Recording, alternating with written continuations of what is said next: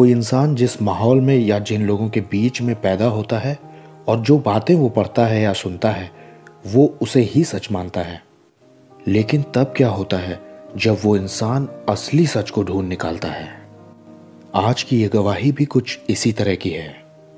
ये गवाही एक सिख परिवार की महिला की है जिन्हें अपनी जिंदगी में किसी प्रकार की कोई कमी घटी नहीं थी, लेकिन उनके जीवन में आई हुई एक परेशानी ने उन्हें दर दर भटकने पर मजबूर कर दिया।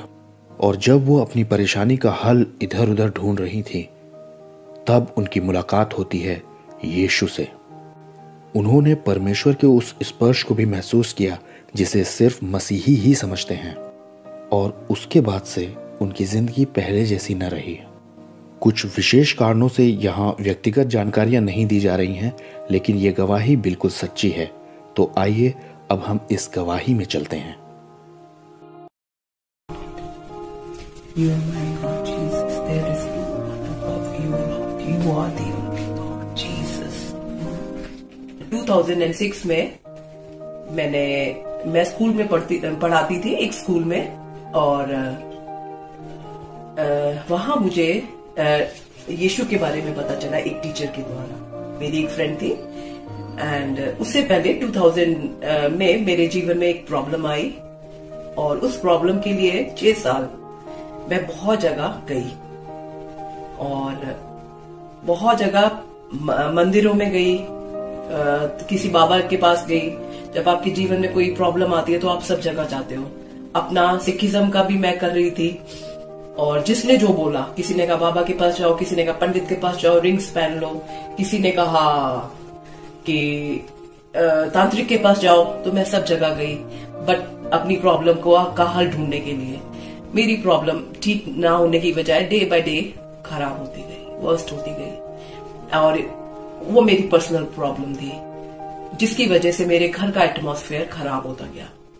एंड मैं उसको कोशिश कर रही हूँ अपनी तरफ से, अपने मतलब अपने पूरे मन और पूरी उस चीजों से, कि मैं अपने घर, अपना परिवार, अपने बच्चे, उनको मतलब कोई चीज ऐसी ना हो कि मेरा कुछ भी खराब हो जाए।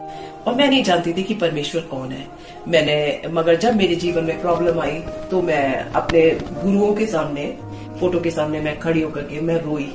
मैंने कहा मेरे जीवन में ये प्रॉब्लम है, तो मेरा घर खराब नहीं होना चाहिए, मेरा परिवार खराब नहीं होना चाहिए। मैं करती गई, पाठ पूजा भी करती रही, और अपना दूसरे भी पंडितों के पास करती गई, मगर मेरी चीजें खराब होती गई। मेरा घर में मेरे बच्चों के ऊपर उस चीज का इफेक्ट आया, और मेरे बच्चे भी, क्योंकि मेरा फोकस मेरी प्रॉब्लम को ठीक करना था, मेरा फोकस उस प्रॉब्लम को कैसे मैं ठीक करूं, बट मेरे पास कोई उत्तर नहीं था। मैं इधर उधर सब जगह भटक रही थी।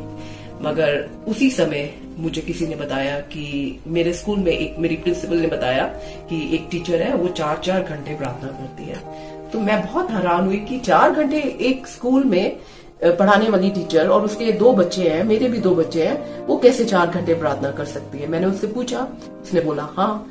तो मैंने कहा अच्छा, ये चीज मुझे बड़ी अजीब लगी, क्योंकि मैं उसको जब देखती थी कि एक अजीब सा सुकून था उसके पास।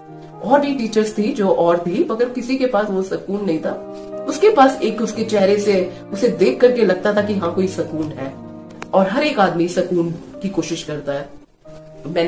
फिर मैंने उससे बोला कि क्या मैं तेरे साथ चर्च जा सकती हूँ। उसने कहा व्हाई नॉट। फिर 2006 15 अगस्त वाला दिन था, उस दिन मैं अपनी बेटी के साथ चर्च गई।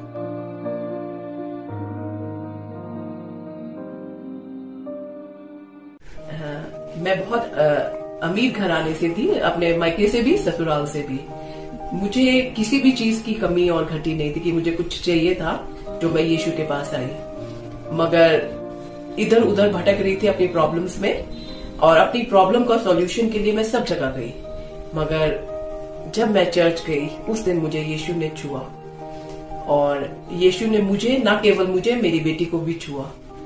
और जब मैं वहां से वापस आई 3-4 घंटे की मीटिंग के बाद, जब अपने घर वापस आई, तब उस दिन जो मेरे हृदय के अंदर बोझ था, उसको किसी ने जैसे मेरे हृदय के अंदर से निकाल दिया। तब मुझे लगा कि हाँ, सच में कोई है जो परमेश्वर है, जिसको हम इधर उधर ढूंढ रही थी मैं परमेश्वर को। उसने मुझे छुआ, और मेरा वो बोझ उठा लिया। हाँ, यीशु मसीह सचमुच में परमेश्वर है, और इसलिए परमेश्वर है क्योंकि जब मैंने प्रभु को जाना, क्योंकि मैंने सब जगह गई और मैं इधर उधर भटकी, मगर जब परमेश्वर ने मुझे छुआ, मैं उस समय 42 इयर्स की थी और मैं अच्छे परिवार से थी कि मुझे पैसा नहीं चाहिए था, मुझे कोई चीज नहीं चाहिए थी, मगर खुदा ने मुझे छुआ, और ना केवल छुआ, मेरी चीजों को अपने हाथ में ले लिया, और मेरे घर को जो एक जो जहां पर रोज लड़ाई होती थी, उस घर को उसने, कहते हैं ना, परमेश्वर ने मंदिर बना दिया। तो सच में कोई दुनिया की ताकत, कोई दुनिया का पंडित, कोई दुनिया की चीज, कोई तांत्रिक नहीं, कोई दुनिया का जादू टोना उस चीज को ठीक नहीं कर सकता जो मेरे परमेश्वर ने, क्योंकि जिसके हाथ में सब कुछ है।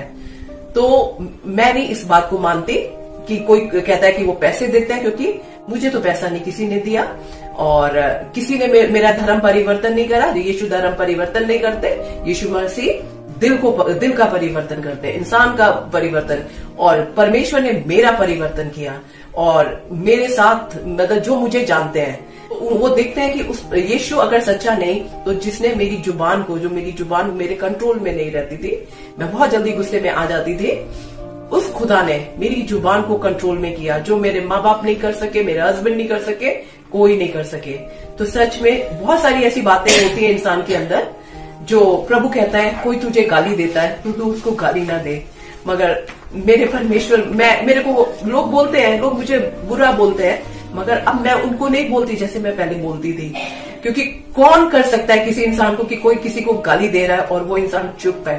तो मैं कह सकती हूँ वो मेरा परमेश्वर है, क्योंकि कोई किसी को गाली देता है या कोई किसी को बुरा बोलता है, वो आगे आदमी, मैं उनमें से नहीं थी कि मैं चुप हो जाऊं, मगर केवल चुप नहीं, मगर अद्भुत शांति। वो शांति कोई पैसा नहीं दे सकता, क्योंकि मुझे पैसे की कमी नहीं थी, कोई चीज नहीं दे सकती, मैं सब जगह गई, मेरे पास सब कुछ था। तो वो शांति, क्या उसने कहा ना कि वो शांति मैं देता हूँ जो वचन में लिखा है, मैं तुझको अपनी शांति दे रहा हूँ। वो शांति जो तुम्हें दुनिया नहीं दे सकती, ना पैसा दे सकती है, ना कोई फ्रेंड्स दे सकते हैं, ना कोई रिलेटिव्स दे सकते हैं, ना आपके रिश्ते दे सकते हैं, जो मुझे यीशु ने दिया। तो मैं कह सकती हूँ, और मैं बहुत बोल्डली सबके सामने कह सकती हूँ कि हाँ, यीशु ही